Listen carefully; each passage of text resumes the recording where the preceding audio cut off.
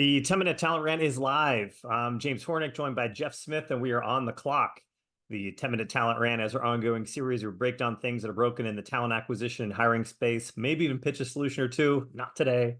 Before we dig in, all our content can be found on talentinsights.hirewell.com.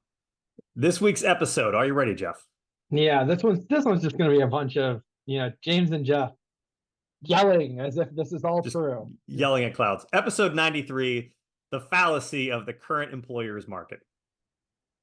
So before we start, I'm going to go on an anti counteroffer rant at the end of this. So come for the job market discussion, stay for the debunking of recruiter BS. Might be the best part of the entire show. I don't know. We'll find out when we get there. We've slid like the double negative, like Rumsfeldian speak into 2 straight episodes. I like it. I'm not saying I'm pro counteroffer. I'm saying I'm anti. It's a slight difference. You know what I mean? Anyways, question I get every week. I'm sure you get every week, multiple times. I'm sure every recruiter out there does too. So how's the job market going? I got this twice today already. People always ask me, like, what's the market look like? My answer is always, well, how much time do you got? This is not a simple question to answer right now. As much as like we humans love to oversimplify things into binary choices, you know, are you a dog person or a cat person? Do you like Drake or Kendrick? Democrat or Republican? Always popular this time of year. But I mean, you can add, is this an employer's market or a job seeker's market to that list? And in reality, we're never really in one or the other. Like the state of the market completely depends on where you sit, like your skill set, your industry, your geography, your salary range, your experience level, prevailing sentiment. And what I mean, we spend all of our time on LinkedIn, but in the tech forward office dork circles, might have you thinking that employers have the upper hand right now, except the unemployment rate still at 4.1%, and counter offers and competitive offers are on the rise, which is really kind of the biggest tell for why we want to talk about this week. When those counter offers are getting increasingly difficult people to walk away from. Yeah. People ask, what's my take? And my gut reaction is always to say, oh, it's like not a good market. And then we started doing research on this, and I was like, well, maybe not such a good market for what we were recruited in, which is why we did a couple of pivots, and it was enlightening. And honestly, nice to see positive information outside of the doom scroll of LinkedIn. First, as you said, outside of our, monopoly money land, like, merger IPO company XYZ here, things are fine. In fact, better than fine. They're kind of great. There's not enough candidates for open jobs in sectors like manufacturing, consumer goods, retail, food and beverage. Honestly, they're all having like a ridiculous 2+ year run. My friends who work in those sectors, when I mention, oh, things are tight in certain, like, what are you talking about? We can't find anybody to hire. Like, yeah. When we talk to people in this space, and we're like, it's a total employer's market. You guys have the upper hand. They look at like we're from Mars. Now, in the office circles, our dorky little world, like it couldn't be further from reality. Everybody's obsessed with cost cutting, the bottom line, shareholder confidence, and it's been the exact opposite. It's 2 straight years of anxiety with no real signs of it relaxing. Yeah. Second, the unemployment number continues to be, as you mentioned, historically low for a long period of time. So people are working, and folks who have pivoted into one of those emerging sectors, i.e., pat ourselves on the back, we got into more industrial type work and it's paid off. Or folks who have developed a side hustle and have turned that into their full-time source of income are absolutely crushing it. And in a lot of cases, this is as simple as the market saying things like, we like this and not that. So if we go back to the first point, as these office services, tech companies have shed employees, they've also incentivized their top performers to stay and hold down the fort. Like all the mission critical stuff is getting done by a very small cohort of people. So when other firms, either externally as recruiters or companies come knocking, we're starting to see these massive, massive opportunities internally come. And it's probably the first time in a long time that it's worth their look. It's this tiny little small, time and place where taking a reasonable counteroffer makes sense. Yeah. So companies, and just to summarize that again, in case anyone's not quite getting this, companies are incentivizing the people they have left at this point to stay by giving massive counter offers, promotions, those types of things. We are seeing this across the board.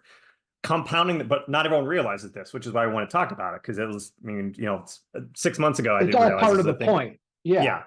So to compound the problem, there's a few what we're calling false flags out there, signifying to companies they have full control of the steering wheel, which they really don't. Jeff, you actually had a list of this together kind of for these points. I think I want you to go through each of these one by one. We can kind of talk more about them. Yep. Number one, the folks that are unemployed are wrongfully being labeled as damaged goods, but they're also being used to further the narrative that there's a ton of candidates out there. It's the classic, you can't have your cake and eat it too. Number two, every company wants passive talent. The catch 22 of this is that that talent is being held onto by their current employer, by like grim death, as we've said. They're the ones that are keeping the entire shop afloat. And I promise that company's going to do what they can to retain that talent. But let me just interject just one sec real quick. So what this ultimately means is there's companies out there who are saying, hey, I'm looking on LinkedIn. There's all these unemployed people out there. Yes. Everyone seems to be able to find a job. This should be easy for us to find people. Now go headhunt people from this company. Like, those are not the same people. Right. Which is, okay. You want access to the talent you already don't want to talk to for the dumbest of reasons. Yeah. Continue. Yeah. You got it. So again, number three is you have to expect a counter. So when you're an employer looking for that talent, you can't just like throw a lateral out and be like, oh, it's an employer's market. There's always people looking. Like, that person is going to be incentivized to stay. And then the fourth thing, they've already survived 5 rounds of layoffs. Why are they going to move to a pasture that is like Browning? Yeah. Continue. Sorry. Number four. No, good. Sourcing continues to predictably suck. So there's literally little to no access to the types of candidates you want anyways, unless you're working with a well-networked recruiter. So it all kind of becomes a moot point. Yeah. So this is going to sound terrible, but the people who survive layoffs are in a better position than those who didn't, obviously. Yeah. It's two very different job markets out there. It's not an indictment of who was laid off and who wasn't. It's based on perception of those companies. I mean, it's often political. It's often unfair. Sometimes it's fair, maybe. You have no way of discerning what the situation was, right? Some of the people who made it through every round are the top people, but we can't have a conversation about this without saying that aloud. Sometimes it's role specific. Lots of great recruiters out there that there's no demand for. When I say recruiters as job seekers, like top 2 skill sets that classically HireWell forever would always recruit for: software engineers and internal recruiters. Every year, like this year specifically for recruiters, there's A+ tech recruiters in San Francisco who can't find work right now. They're grabbing any job they possibly can because no one's hiring tech. No one's hiring tech, then no one needs a tech recruiter. So, I mean, it's just people who they're very good at what they do. They just got the short end of the market stick right now. Yep. Real life counter story. Just to further, again, just we're reinforcing an idea versus like making a statement. We had a candidate in it who's a mid to senior level individual, like very skilled at her craft, but a mid to senior level office dork role, but specialized, and got a 40K counter once offered another role. 40K. Yeah. It was a 37% increase. You can't ignore it. She got the whole "it was coming, I swear" bit from the hiring manager, and that's probably indicative of that type of organization.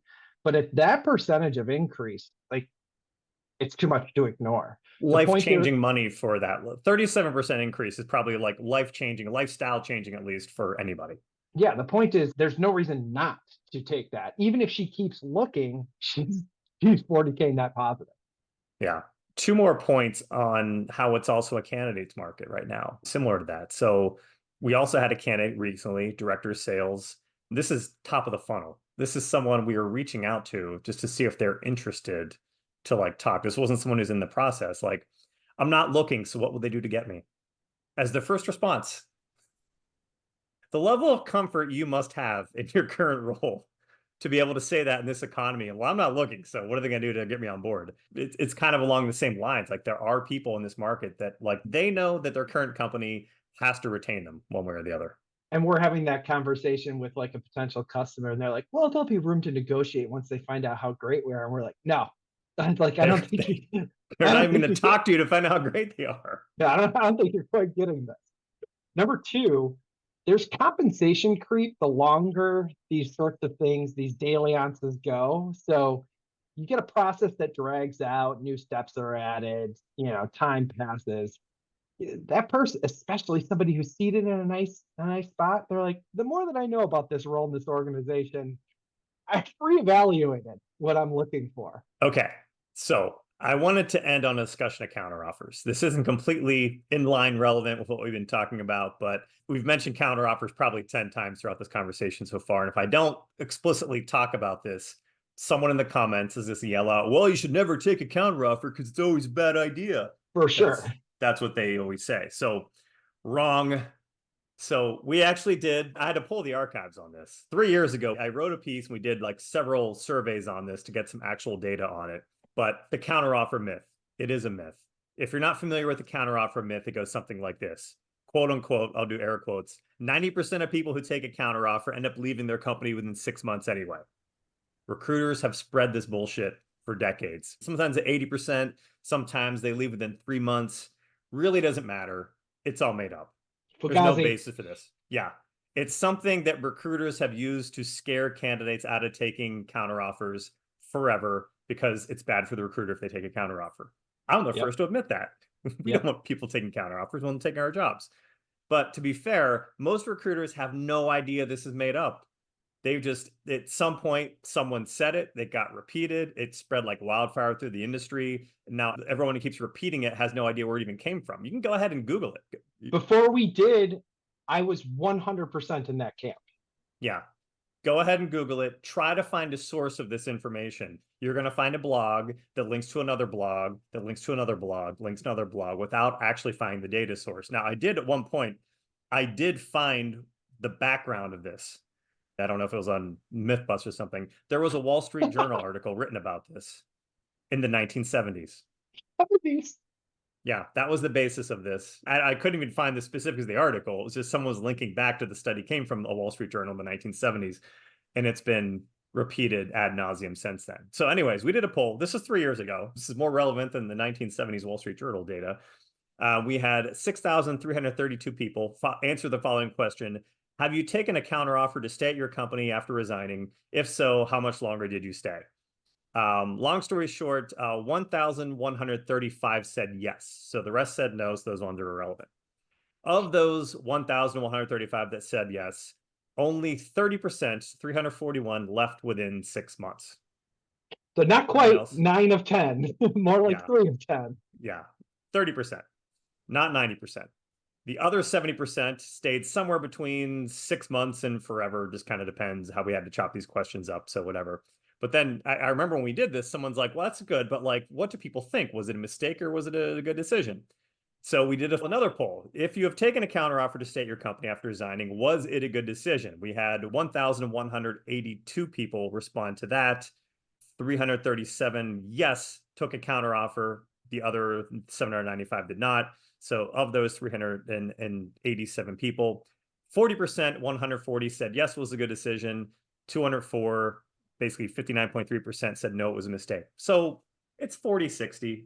It was 40%. Point being, it's not the death knell that everyone suggests that it is.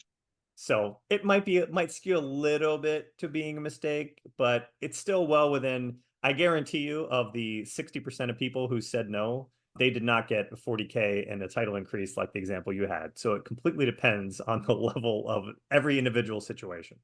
So the too long didn't read of the entire thing is, as with everything else, it's nuanced, but all of this fear mongering and scare tacticking doesn't push it being the market one way or the other. We are seeing in specific sectors that it's an employer's market, in some it's an employee's market. However, you have to have a big pool of candidates to ensure that you're looking at all the people that are relevant that make sense. And we are short on clock. That's a wrap for this week. Thank you for tuning in to the 10-Minute Talent Rant, part of the Talent Insights series, which is always available for replay on talentinsights.hirewall.com, as well as YouTube, Apple Podcasts, Google Podcasts, Spotify, and Amazon. Jeff, thanks again as always. Everyone out there, we will see you soon.